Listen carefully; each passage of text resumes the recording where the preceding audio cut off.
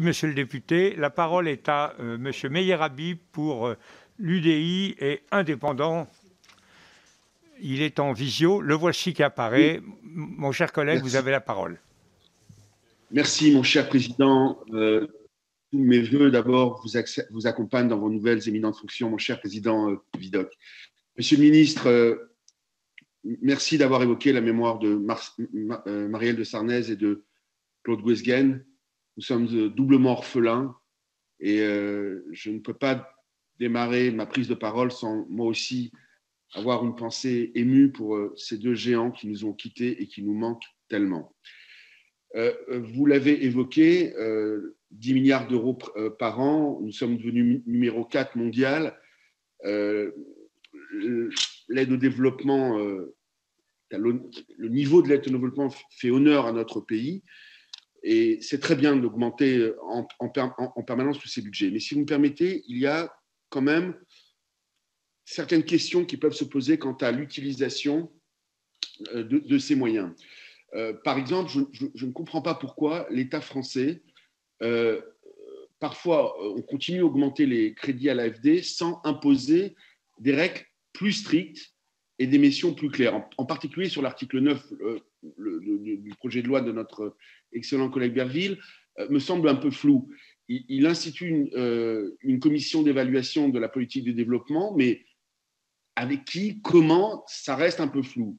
La question de la transparence est extrêmement chère à notre groupe et à moi-même. Je pourrais revenir rapidement sur des subventions qui ont été accordées à des organismes qui peuvent poser des questions. Par exemple, ces dernières années, on a soutenu des organisations qui ont été, par exemple, qui ont fait la promotion du boycott d'Israël, qui est absolument interdit par la loi française. Je parle par exemple de l'association France-Palestine Solidarité notamment, dont les membres sont régulièrement condamnés par les juridictions françaises. Je peux parler aussi d'autres organisations, le Centre culturel Al-Boustan, qui entretient des liens très étroits avec le FPLP, le Front populaire de libération de la Palestine, notamment responsable de l'attentat de la rue Copernic.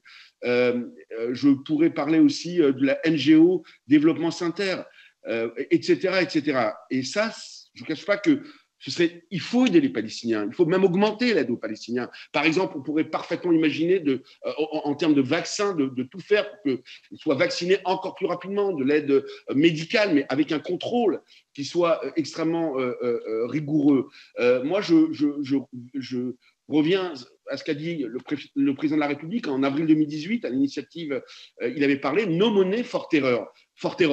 Et donc, je crois qu'à l'heure où notre pays est touché dans sa chair, on ne peut pas accepter de se fourvoyer avec des programmes parfois et des organisations qui sont un peu troubles.